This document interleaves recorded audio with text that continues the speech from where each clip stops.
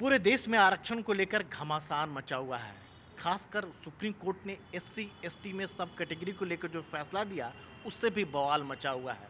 पूरे देश में विरोध प्रदर्शन हुए। इस बारे में और बातचीत करने के लिए हमारे साथ हैं आज़ाद समाज पार्टी के राष्ट्रीय अध्यक्ष और नगीना से सांसद चंद्रशेखर आज़ाद। इतना विरोध क्यों?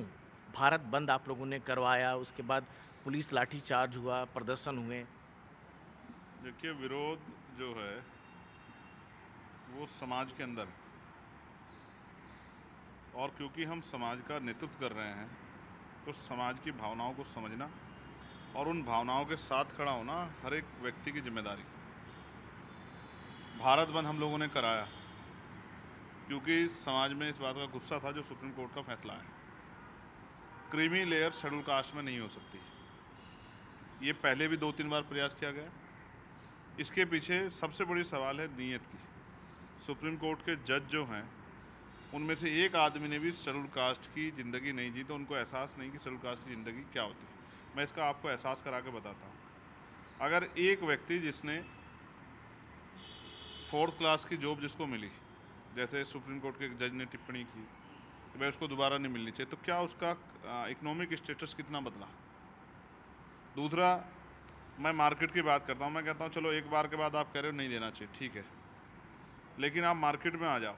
अब जॉब नहीं करेगा, नौकरी नहीं करेगा, तो कहीं और उसको वो प्रयास करेगा, तो वो बिजनेस करेगा, कोई दुकान खोलेगा। सोचो, एक मिठाई की दुकान खोली गई है, चाहे वो वाल्मीकि की हो, चाहे वो चमार की हो, चाहे वो पासी की हो, चाहे वो धानुक की हो, या किसी भी जाति की। अगर वो अपना बोर्ड लगा लेगा कि चमार मिष्ठान भंडार या वाल्मीकि मिष्ठान भंडार, तो आपको क्या लगता है मार्केट से कितने लोग उसकी दुकान से सामान खरीदेंगे? जहाँ जिस देश में आज भी छुआछूत और भेदभाव हो, क्लास 1 अफसर से बनने से लेकर राष्ट्रपति, राज्यपाल, तमाम पदों पे जाने के बाद, मुख्यमंत्री बनने के बाद भी कुर्सियाँ धोई जाती हों, उनको मंदिर में ना प्रवेश करने दिया, तो और तमाम तरह की जो है अपमान का सामना करना पड़ता है। और जहाँ आज भी जो है 5% जो है रेशो हो अंतर जातीय विवाह का, और आज भी ऑनर किलिंग होती हो, आज भी मूछें रखने पे, घोड़ी पे बैठने पे हत्या होती हो, आज भी जो है बारातें रोकी जाती हों, आज भी मटकी छूने पे हत्या होती, जो 1 साल पहले हुई। ऐसे उसमें अगर आप क्लास की बात करके, क्रीमी लेयर की बात करके इस समाज को तोड़ने का प्रयास करोगे, तो फिर इसका विरोध जो है जायज़ हो जाता है। अभी हम लोगों ने एक भारत बंद किया, अभी बहुत कुछ और आगे देश को देखना बाकी है और सरकारों को देखना बाकी है, जो सरकारें इस आरक्षण के खिलाफ हैं। आपने जो भारत बंद किया था, जो खास तौर से लाठीचार्ज हुआ, आपके लोगों पर जो हुआ प्रदर्शन जो किया था, आपने एक ट्वीट भी किया था कि जिन लोगों ने लाठीचार्ज किया है उनसे बदला लिया जाएगा, जवाब उन्हें देना होगा। नहीं देंगे, हम उनसे जवाब मांगेंगे और उनको जवाब देंगे भी। मैं फिर आपसे कह रहा हूँ, लोकतंत्र जो है वो संख्या बल आधारित है। जिन सरकारों ने या जिन अधिकारियों ने जानबूझ के हमारे लोगों को लाठियों से पीटा, जैसे कि आपने पटना की घटना देखी होगी, पुलिस को पीटना था तो एसडीएम मिल गया तो एसडीएम को लाठी मार दी। यानी कि उनका एक रुख राय ये थी कि हमें इनको पीटना।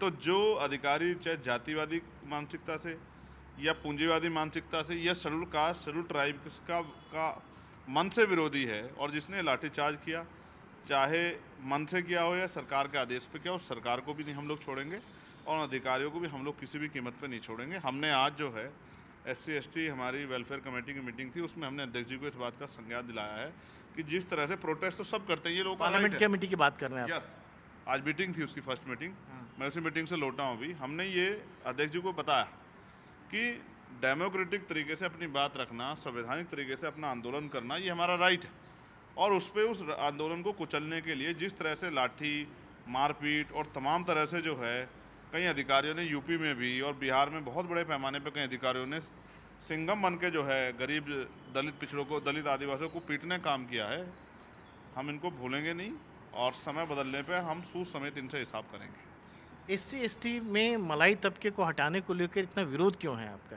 नहीं, मैं बिल्कुल सहमत हूँ। इसकी शुरुआत सुप्रीम कोर्ट से करते हैं। मलाई तबका जिसके परिवार में पहले से एक सुप्रीम कोर्ट में जज हो चुका है, जिसके परिवार में चीफ जस्टिस रह चुका है, जैसे वर्तमान के हमारे चीफ जस्टिस हैं, मैं उनकी बहुत रिस्पेक्ट करता हूँ। मैं चाहता हूँ कि किसी भी चीज़ की शुरुआत वहाँ से की जाए जहाँ से शुरुआत हुई है। अगर कुछ भी हटाना है तो पहले इस देश से जाति व्यवस्था हटाओ। जाति व्यवस्था हटा जाएगी, आरक्षण खुद ही खत्म हो जाएगा। जिनको भी आरक्षण में तकलीफ है, जो लोग, मैं तो चरित्र देख रहा हूँ, जो लोग लंबे समय से चाहे SC ST का रिजर्वेशन हो या OBC का इसका विरोध करते आए, आज वो हमारे बड़े हमदर्द हो रहे हैं कि भाई हम तो चाहते हैं इनको ये मिले बोले। तो सवाल ये है, जब आपने 10% आर्थिक आधार पे दिया सामान्य जाति के बच्चों को, बिना जो है आंकड़े जुटाए, बिना जो है जाति का जनगणना कराए, बिना जो है कोई बिना किसी आंकड़ों के ये जानकारी किए बगैर कि उनका रिप्रेजेंटेशन, उनका प्रतिनिधित्व कितना है बिना इस जानकारी के, तो 10% अगर आप क्रीमी इसको जो है ये 50% कैप खत्म हो चुकी है, तो 10% इन जातियों को अगर आप दे दोगे तो क्या चला जाएगा। लेकिन सुप्रीम कोर्ट ने क्या है कि भाइयों के बीच में भूखे हुए जो भूखे नंगे भाई हैं उनमें टुकड़ा फेंक दिया है कि जिसका जो ताकतवर वो उठा लो। तो झगड़ा कराने का प्रयास किया। अगर सुप्रीम कोर्ट वास्तविकता में इनका इतना हितैषी होता तो अलग से 10% जो है आरक्षण की सीमा बढ़ा के 21 की जनगणना अभी तक नहीं हुई है, हमारी लगातार आबादी बढ़ रही है, तो 10% इनको भी जो है, या इकोनॉमिक EWS जो दिया है, इकोनॉमिक वीकर सेक्शन को जो दिया है, उसमें भी 5% कोटा शेड्यूल कास्ट के शेड्यूल ट्राइब के लोगों को दे सकता था, या फिर अलग से 10% दे। तो हम तो चाहते हैं 10% दे, 15% दे, उन लोगों को हाथ से उठा के लाए। लेकिन जब EWS पे आपकी कलम बहुत तेज़ी से चलती है कि होना चाहिए, तो फिर शेड्यूल कास्ट के हितों के लिए आपकी कलम क्यों नहीं चलती।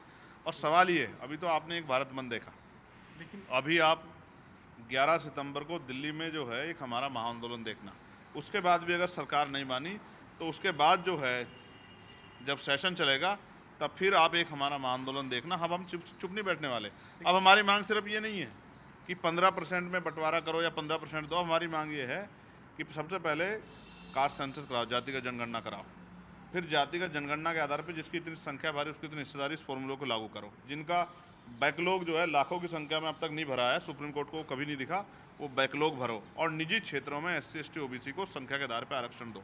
लेकिन सुप्रीम कोर्ट के ऑब्जर्वेशन के बाद भी सरकार करेगी क्रीमी लेयर और फैसला जो है लागू नहीं करेगी। तो ये सरकार क्यों नहीं कर रही है ऐसा? जब सुप्रीम कोर्ट का ऑर्डर सरकार क्यों नहीं करेगी? क्योंकि सरकार भी चीज़ों को समझती है। सरकार के पास आंकड़े हैं, सुप्रीम कोर्ट के पास कहाँ आंकड़े हैं?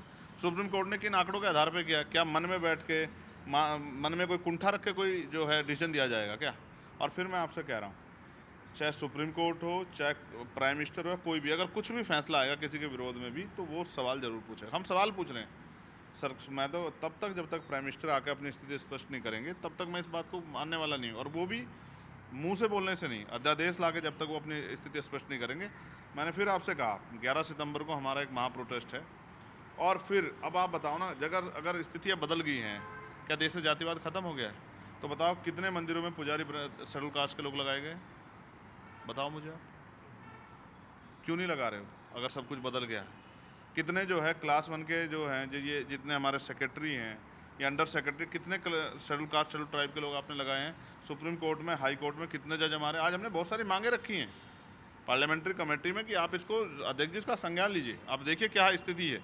आज तक भी हमारा आरक्षण जो 15% शेड्यूल कास्ट को मिला है, वो भी 4 से 5% ही पूरा हुआ। 9, 8, 8.5, 9% आरक्षण वो आज तक पूरा ही नहीं हुआ। वो पद ही नहीं, रिक्त पड़े हुए, भरे नहीं गए।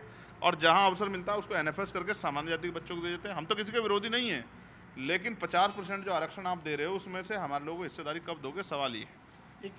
एक और सवाल उठता है कि एक IAS अगर मान लीजिए उसको आरक्षण का लाभ मिलता है, तो क्या उसके बेटे को भी आरक्षण का लाभ मिलना चाहिए, या IAS है दूसरे से इस तरह पद को? मैं फिर ये कह रहा हूँ, एक IPS जो राजस्थान थे, उनकी शादी हुई, अब तो IAS हो गए हैं। उन्होंने IPS होते हुए पुलिस से परमिशन ली और पुलिस को इतला की कि भाई आइए, मैं अपनी बारात निकालना चाहता हूँ। यानी कि IPS बन के भी आपका जो कास्ट स्टेटस है वो नहीं बदलता है। ये कोई गरीबी उन्मूलन का कार्यक्रम नहीं है, पहली बात ये समझिए। ये कार्यक्रम है सामाजिक पिछड़ापन, शैक्षिक पिछड़ापन और रिप्रेजेंटेशन की कमी। जिनका प्रतिनिधित्व संख्या के आधार पर नहीं है उनको अवसर मिलने चाहिए। ये आरक्षण इस वजह से है, जैसे सोचिए एक मीडिया हाउस में सारे प्रकाश के लोग हैं, तो वहाँ वो schedule caste, schedule tribe, backward minority की उस समस्या पर चर्चा क्यों करेंगे? जैसे सरकार तानाशाही हो जाती है। हमें डर, जो मैंने अपना डर मैंने जाहिर किया कि राज्य सरकारों को अगर ये पावर आप दोगे तो होगा क्या। जैसे मध्य प्रदेश में मोहम्मद शहजाद के घर पे प्रोटेस्ट करने के बाद मोहम्मद शहजाद के घर पे बिना जो है उसके खिलाफ ऑर्डर पास हुए, बिना उसको न्यायपालिका ने कोई सज़ा नहीं दी है, इन्वेस्टिगेशन भी अभी नहीं हुआ है कब की घटना, और कितने जल्दी उसका इतना जो है बड़ा मकान वो धराशायी कर देगा, उसकी गाड़ियों को तोड़ देगा अवैध बता के। इतने दिन तक जब वो बना तो सरकारें कहाँ सो रही थी, एजेंसियाँ कहाँ सो रही थी? आज सवाल ये है कि जब सरकार अपने निजी हितों को ध्यान में रखते कोई फैसला लेगी और वो कॉन्स्टिट्यूशन का वायलेशन होगा तो इसका जवाब सुप्रीम कोर्ट के जज देंगे या कौन देगा? नहीं चंद्रशेखर, मेरा सवाल वही रह गया था कि एक आईएएस को क्या बेटे को भी आरक्षण का लाभ मिलना चाहिए? आईएएस को भी आरक्षण का लाभ मिला है तो उसको बेटे को भी आरक्षण का लाभ मिलना चाहिए? बिल्कुल सहमत हूँ। इसका जवाब प्राइम मिनिस्टर देना। क्यों नहीं दे रहे इसका जवाब प्राइम मिनिस्टर? प्राइम मिनिस्टर ने तो कहा क्रिमिनल नहीं होगी, कहा है नहीं कहा है। उनके मंत्रियों ने क्या बताया आपसे? आपने मेघवाल जी का बयान सुना होगा, आपने जो है अश्वनी वैष्णव जी का बयान सुना है नहीं सुना है? जी। क्या बयान दिया उन्होंने? क्रिमिनल पे क्या बोले वो लोग? बताइए क्या बोले? क्रिमिनल सरकार लागू नहीं कर लागू नहीं करेंगी, यही तो मांग रहे हैं ना आप भी कि भाई नहीं मिलना चाहिए। तो ये सरकार क्यों नहीं लागू कर रही है? मुझसे पूछने पहले सरकार से पूछे ना। आपकी क्या राय है? मैंने क्या कहा, मेरी राय ये है कि कास्ट स्टेटस नहीं बदलता है, कास्ट स्टेटस नहीं बदलता है। और फिर अगर एक आईएएस के बेटे के रहते भी एनएफएस हो रहा है, नॉट फाउंड सुटेबल करके वो वैकेंसियाँ खाली छोड़ी जा रही है, तो इसका जवाब भी तो सरकार को देना चाहिए। मुझे आईएएस से प्रेम नहीं है, मैंने जो मांग की है वो आपके सामने रख रहा हूँ कि प्राइम मिनिस्टर से लेकर राष्ट्रपति से लेकर क्लास 1 से लेकर क्लास 4 तक अभिनेता तमाम अधिक नेताओं के उनके बच्चे, अधिकारियों के बच्चों को सरकारी स्कूल में पढ़ाना चाहिए। तब आएगी अच्छी शिक्षा की व्यवस्था होगी गरीबों के लिए। मजदूर किसान का बेटा वहीं पढ़े जहाँ आईएएस आईपीएस का पढ़े, 4th क्लास 2nd क्लास कर्मचारी का, मुख्यमंत्री का, मंत्री का, प्रधानमंत्री का, राष्ट्रपति का बच्चा पढ़े, राज्यपाल का। ऐसे ही सरकारी अस्पतालों में ही सबका इलाज हो, जहाँ चाहे राष्ट्रपति से लेके प्रधानमंत्री हो, कोई सेंट्रल के कोई मिनिस्टर हो, स्टेट के मिनिस्टर्स हो, स्टेट के मुख्यमंत्री हो, राज्यपाल हो, क्लास 1 अधिकारी हो, सेक्रेटरी हो, कोई ब्यूरोक्रेसी का कोई आदमी हो, क्लास 4 का कर्मचारी जो सरकारी सुविधा, सुरक्षा और किसी तरह का लाभ ले रहा है, उनके बच्चों का उनका इलाज सरकारी अस्पताल में होना चाहिए। मैं तो चाह रहा हूँ कि हो, लेकिन कर कौन रहा है? सारे स्कूल तो मंत्रियों के हैं, सारे हॉस्पिटल तो मंत्रियों के हैं। ये कहाँ कुछ करने दे रहे हैं? ये नहीं करने देंगे। हम तो बदलाव के लिए संघर्ष कर रहे हैं। और सबसे ज़्यादा दर्द तो उन लोगों को हो रहा है जो लोग बार बार ये कहते हैं अब 400 पार भाजपा क्यों चाहिए थी।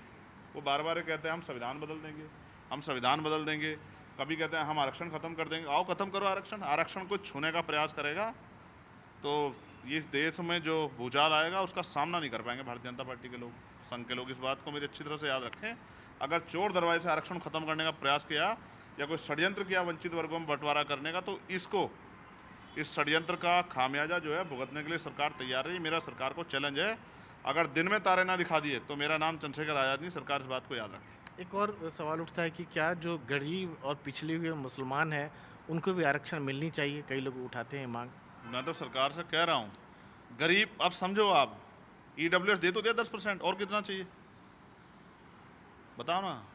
गरीब मुसलमानों की जो बात हो रही है, जो पिछड़े हुए मैं फिर लोग। आपसे कह रहा हूँ, अब आप इस बात को समझो। मैं चाहता हूँ मुसलमानों को भी संख्या के आधार पर आरक्षण मिले और ओबीसी जो मुस्लिम है उसको मिलता भी। लेकिन सवाल ये है कि आरक्षण है क्या? आरक्षण देने लेने इस पर चर्चा करने से पहले आरक्षण का जो आधार है उसको समझो तो सही भाई। पहले क्या है वो? उसका आधार ये है, आपने ईडब्ल्यूएस दिया, ईडब्ल्यूएस पूर्ण रूप से संवैधानिक है क्योंकि गरीबी उसका आधार है ही नहीं। भाई जो गरीब है सरकार उसको 1 लाख रुपए महीना दे, कौन ना कर रहा है? सरकार उसके लिए योजना लाए, उसको अमीर बनाए। लेकिन रिप्रेजेंटेशन जिनका कम है, जिनकी हिस्सेदारी कम है, जिनके लोग कम हैं सरकारी नौकरियों में, 2% सरकारी नौकरियां सिर्फ हैं, उनमें अगर उनके लोगों को अवसर नहीं मिलेगा तो फिर वो कहाँ जाएंगे? उनकी सुनवाई कैसे होगी? सोचिए, एक मीटिंग होती है जिसमें schedule caste, schedule tribe, backward minority के लोग नहीं, मुस्लिम नहीं हैं, तो उनकी परेशानियों पर चर्चा वो मीटिंग क्यों करेगी? जिन्होंने हमारा दर्द नहीं देखा उनको क्या पता? सुप्रीम कोर्ट के जजों को थोड़ा पता है कि आज भी हम लोग क्या सहते हैं गाँव में। हम पे जो ज़मीनें वो जमींदारों ने छीन ली, हम जो कमाते हैं उसको लूट लिया जाता है। हम अपना थाने में जाते हैं अपने न्याय मांगने के लिए, तो वहीं उल्टा हम पे क्रॉस FIR करके हमें जेल में बंद कर दिया जाता है। हमारे लोगों को पीटा जाता है, हमारे लोगों को पेशाब पिलाया जाता है, हमारे लोगों को सिर्फ पेशाब किया जाता है। हमें मंदिर में घुसने की आज़ादी अभी तक नहीं मिली है। हमें तमाम तरह से जितने बड़े इंस्टीट्यूशन हैं उनमें 70% ड्रॉप आउट है। बच्चा जाता है लेकिन कर नहीं पाता क्योंकि इतना भेदभाव होता है। कितने बच्चों ने सुसाइड कर लिया? सरकार के पास जवाब है इसका? गूंगी बहरी अधिकारों को छीनने वाली सरकारें नहीं तय करेंगी देश में क्या होगा। अब schedule caste, schedule tribe, backward के लोग जाग गए।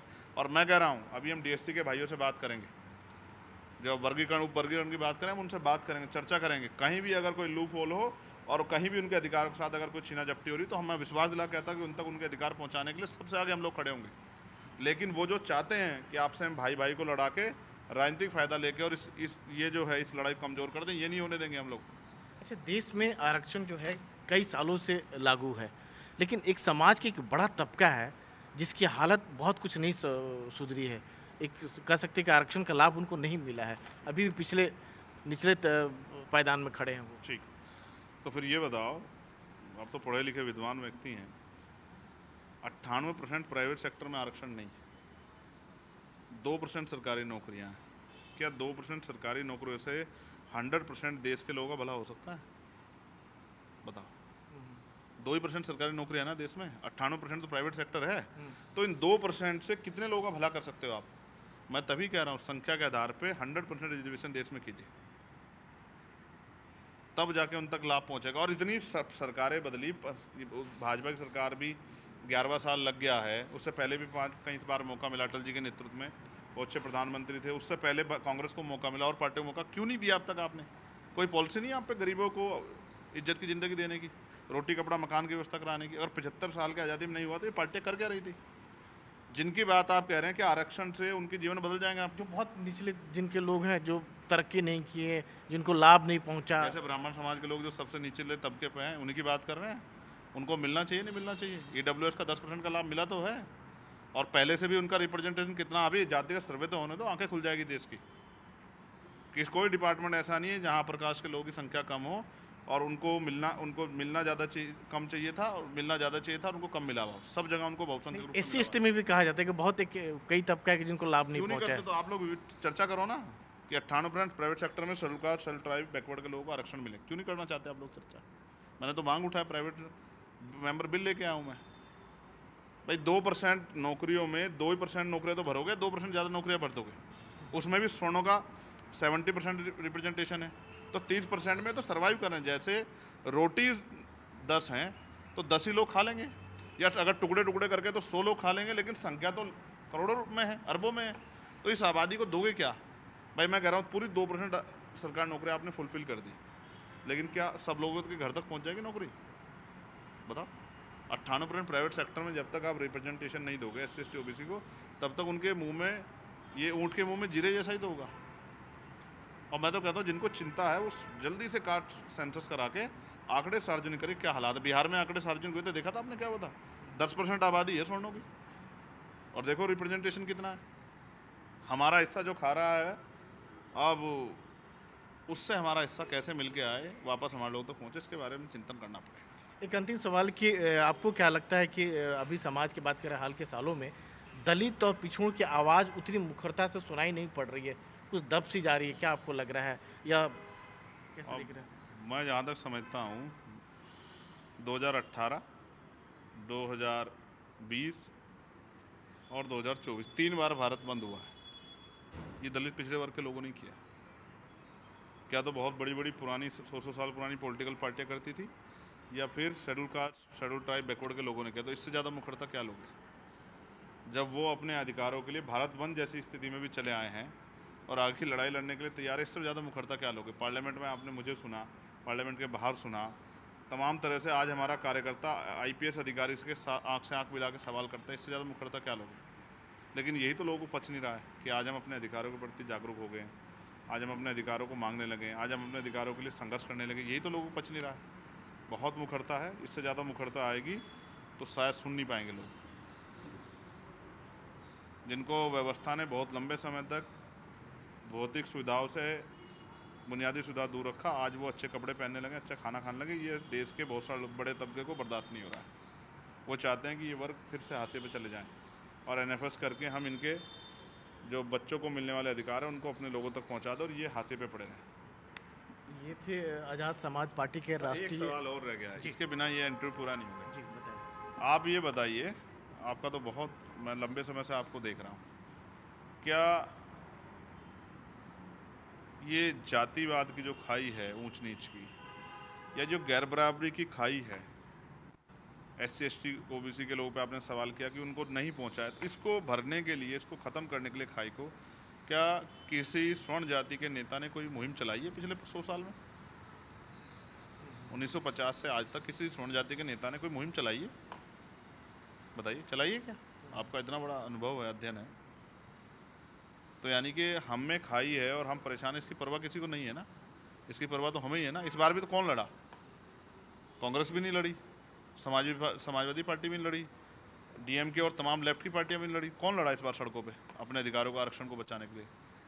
हम थे या बहुजन समाज पार्टी के लोग थे, या इक्का दुक्का कुछ और पार्टी हमारे साथी थे, हनुमान बेनीवाल जी थे, पप्पू यादव जी सड़कों पे उतरे, और कौन आया सड़कों पे?